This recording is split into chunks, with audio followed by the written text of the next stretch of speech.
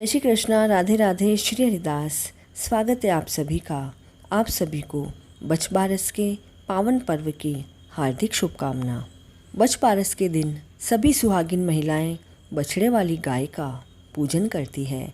वह अपनी संतान की दीर्घायु की कामना करती है।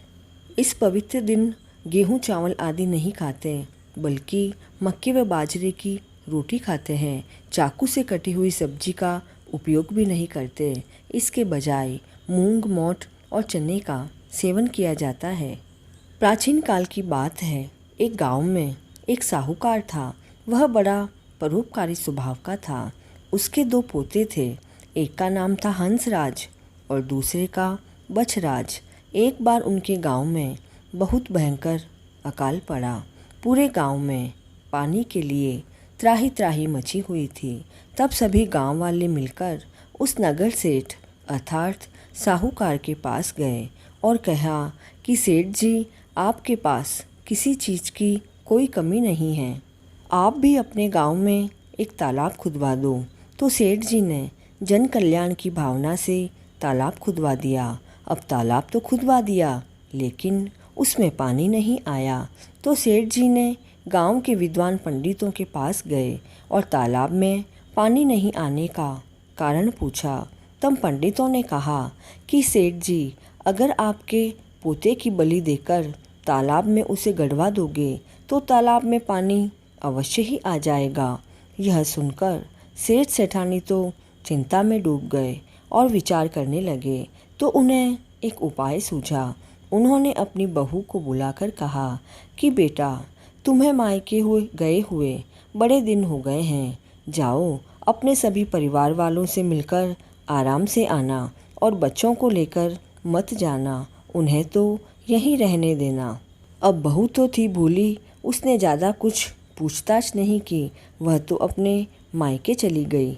इधर पीछे से सेठ जी ने धूमधाम से हवन करवाया और पोते की बलि दे दी।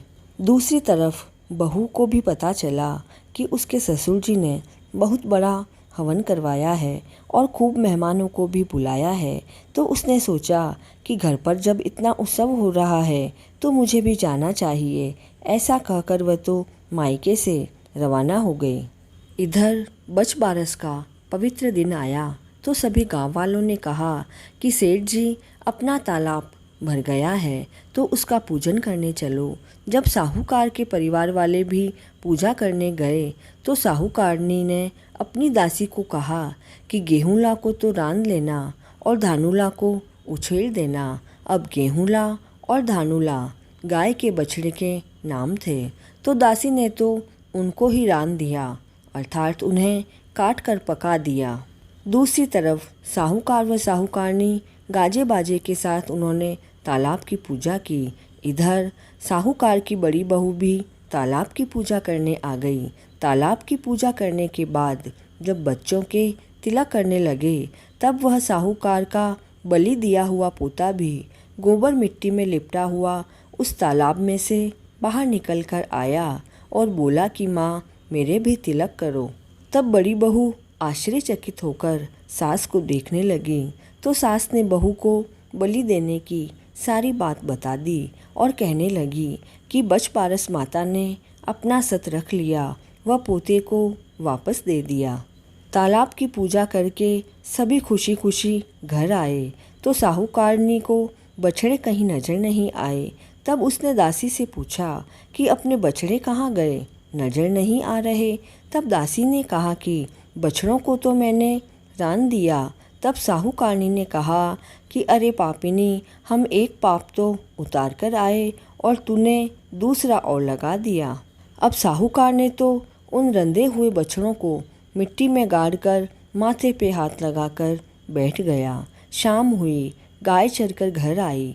अपने बछड़ों को न देखकर जमीन खोदने लगी तो बछड़े मिट्टी व गोबर में लिपटे हुए बाहर आ गए। सभी ने कहा कि अरे, मरे हुए बछड़े वापस आ गए हैं। तो साहूकार ने भी जाकर देखा कि बछड़े तो गाय का दूध पी रहे हैं। तभी से साहूकार ने पूरे गांव में यह ढिंढोरा पिटवा दिया कि सभी बेटों की माँ बछ बारस करना और गाय व बछड़े की पूजा करना, गेहूँ व धान नहीं खाना, बल्कि मक्की व बाजरे की रोटी खाना, चाकू का कटा हुआ नहीं खाना, बल्कि साबुत अनाज जैसे मूंग, मोठ, चने आदि खाना। हे बछबारस माता, जैसे आपने साहूकार और साहूकारनी का सत रखा, वैसा सभी का रखना। इसके बाद गणेश जी की कहानी अवश्य सुनें, जिसका लिंक आपको डिस्क्रिप्शन बॉक्स में मिल जाएगा। इस पवित्र बछबारस की कथा को अधिक से अधिक शेयर करें और चैनल पर नए हैं तो please like, share and subscribe this channel. जय श्री कृष्णा।